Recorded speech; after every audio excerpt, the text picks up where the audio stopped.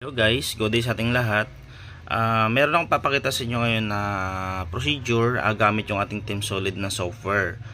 So, syempre, sa pagpo-program dyan, kailangan natin ng tools na ayan yung adapter na to, itong puti, then yung Honda adapter na to, yung 4-pin. Then, meron tayo ditong, kasi wala tayong motor, so ito ngayon magsisilbi nating motor. So ito yung adapter, meron tayong pangkihin at meron tayong pang Shindingen. So yung pangkihin, yun yung mga decambio na Honda, at yung Shindingen yun naman yung mga scooter. So meron tayong example dyan na ECU na pang Honda Beat.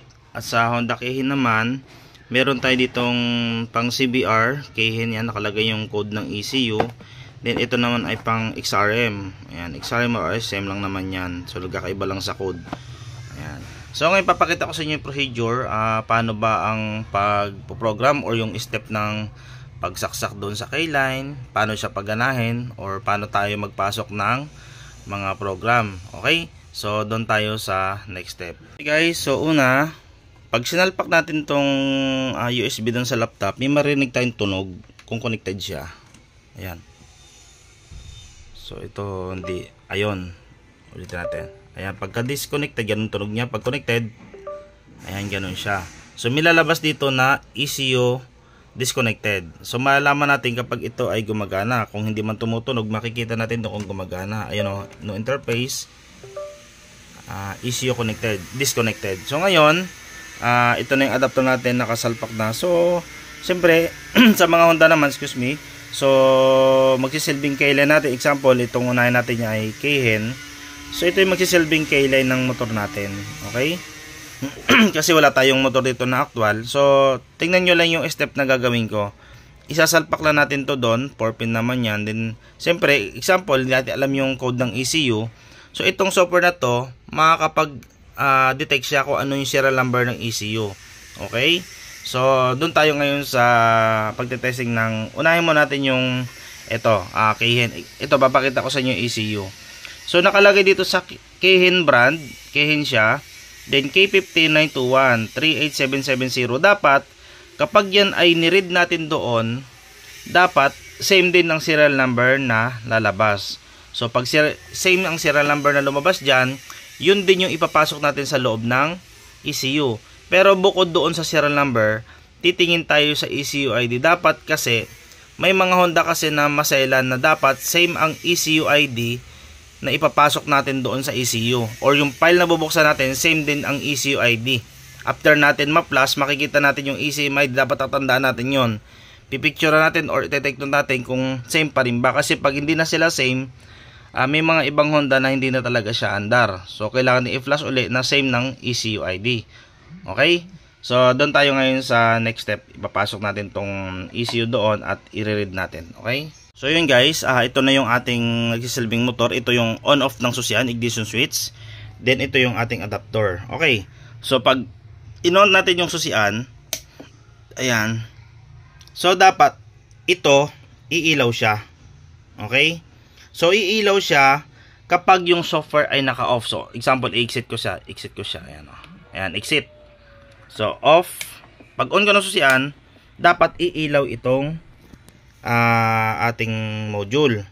Ngayon, pag binuksan natin yung software natin, example ito, pag binuksan natin yan, right click lang natin yung ating Team Solid, then run as administrator.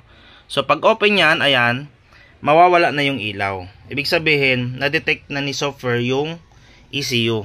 Okay, so naka-on yung susian natin, 12 volts, 0.9. Ngayon guys, makikita nyo dito sa software, dapat ma-indicate nya yan or ma-detect nya yung part code na yan. Ayun o, nakalagay dito. So 38770 K15921, same siya doon sa ECU na pinakita ko sa inyo kanina. Ito yon. So ibig sabihin, kahit di natin baklasin yung ECU, mariread natin yung kanyang serial number, kasi diyan tayo be-base na dapat same ang serial number na bubuksan nating file or yung itutuno nating file. Okay? So ngayon, ito makikita nyo, flash count 62 na. Ibig sabihin, ang dami ng flash na pinagdaanan ng ECU na to. Kasi ito ginagamit ko to sa training sa mga nag-avail sa akin ng mga remapping tools. Yan yung 5K na pinopost ko. Ayan yun guys, isang set yan o. So ayun na nga, lumabas na yung serial number. Then tingnan nyo yung ECU ID, i-take note nyo yan. So 0101 DA0F01. Dapat yung ID niyan, after natin ma-flash, pag read natin, dapat same pa rin dyan ang lalabas. Kasi pag magkaiba na yan, hindi na siya under. Okay?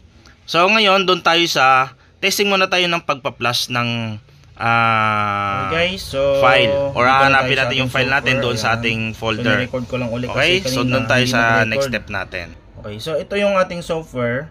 Ito yung ating part code. Madidetect natin na 38770K15. Same din sa pinakita ko sa ECU sa inyo.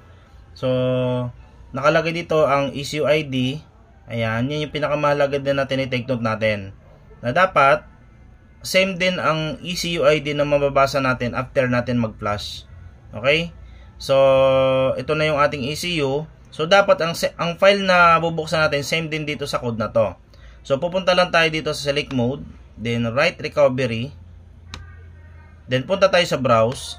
Ngayon, puntahan natin yung file kung saan nakalocate yung ating file. Kung nakalagay kung saan yun nilagay. Sa akin kasi nakalagay dito. Ayan. Then, sa Honda. Then, Keihin. Ayan. So, may nakalagay dito K15903. So, hindi yan. Ang nababasa natin ay K15921. So, ito yung kailangan natin. So, make sure natin na kapag magra-write tayo, dapat same ang bin. Ayan, bin nakalagay, hindi sa hex, hindi sa xdip or ibang format. Dapat bin siya.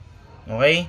So, dapat din, bago natin i-flash to, sure natin na nakakorek yung file na yan. Kasi pag hindi siya corrected, hindi under or magluloko yung motor. So, double click lang natin to or open. Ayan o, click natin isa, open or double click.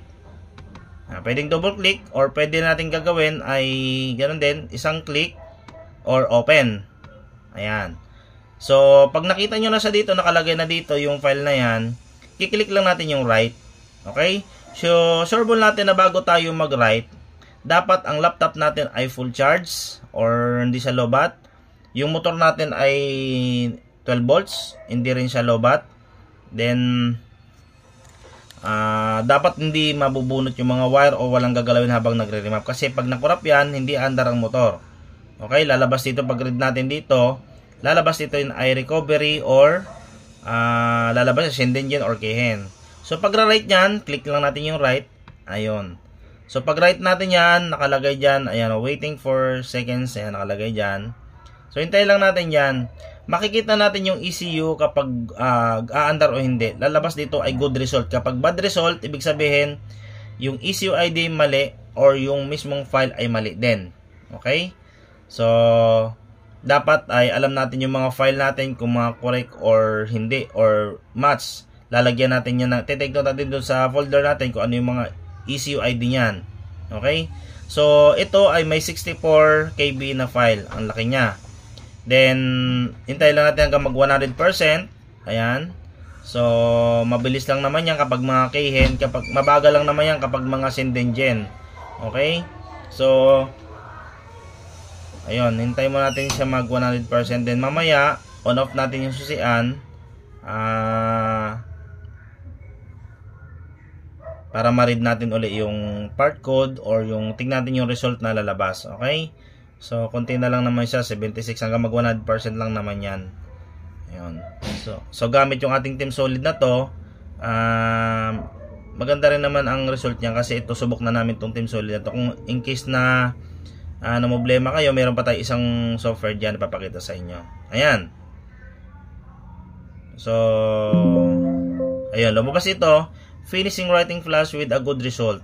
Ayan. Please restart the ECU. So, okay natin yan. Then, off natin yung susian ng motor. Pag off natin, ayan. Tapos, ECU disconnected din. Pag on natin, ayun. So, lumabas dito ay same code pa rin.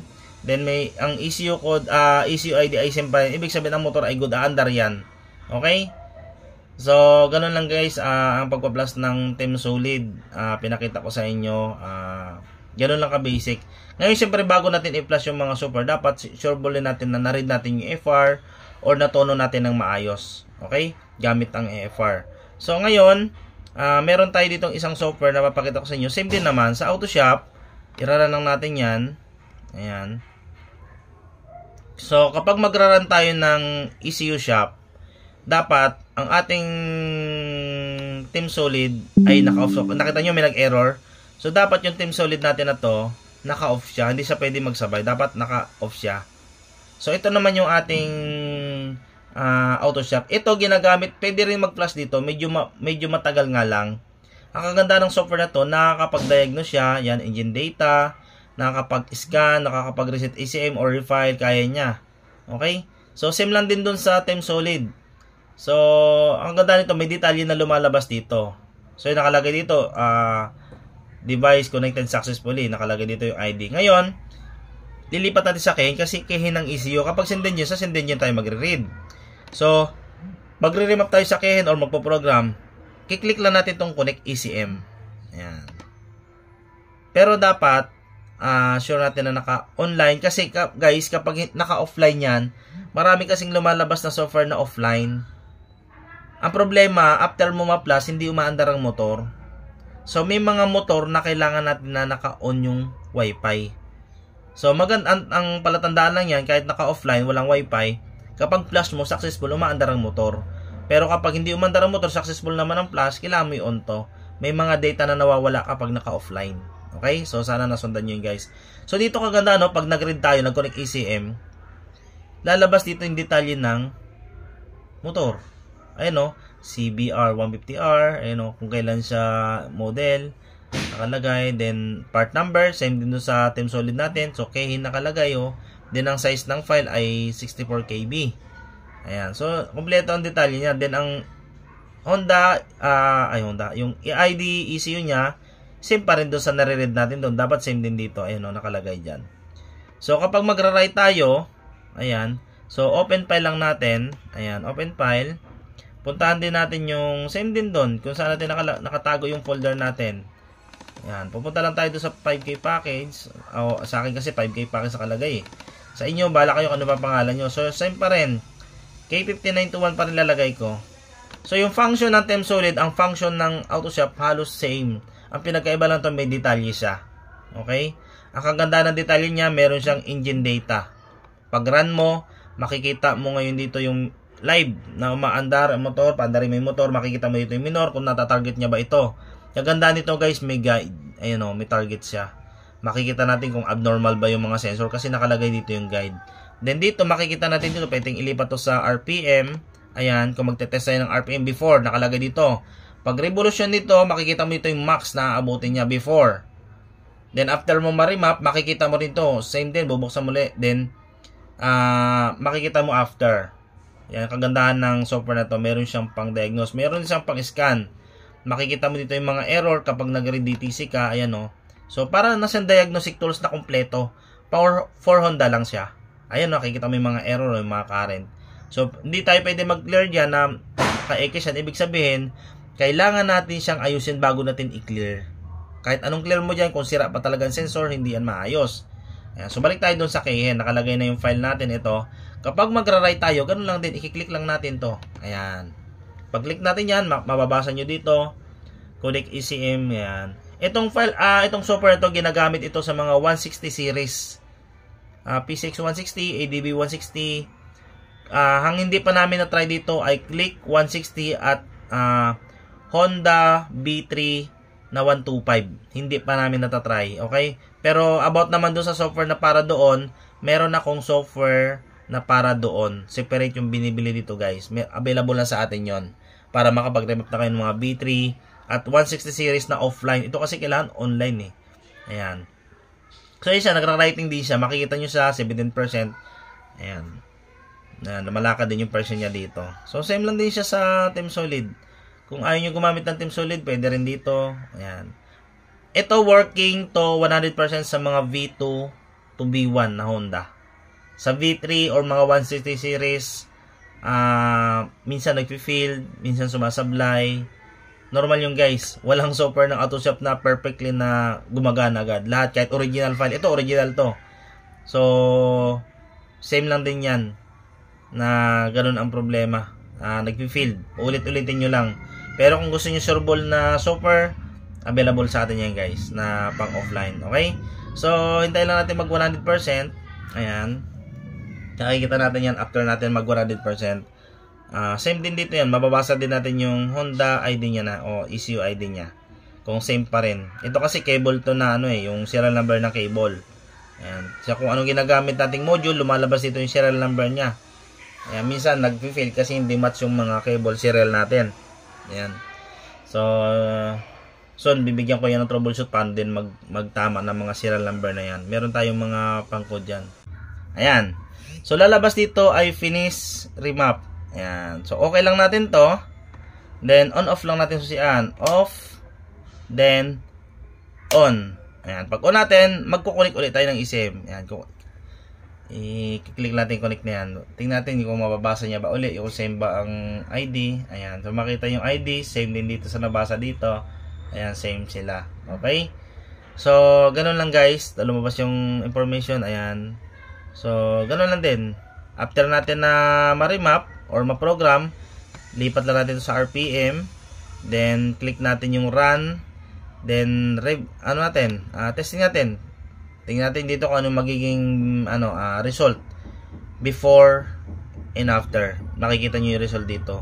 Pati ignition guys, makikita nyo yung mga pinagbabago dyan. Okay? So naman, papakita ko naman sa inyo yung ADX, kung paano naman pagana yung ADX sa Honda. Okay? So, magandang araw sa inyong lahat and bye-bye!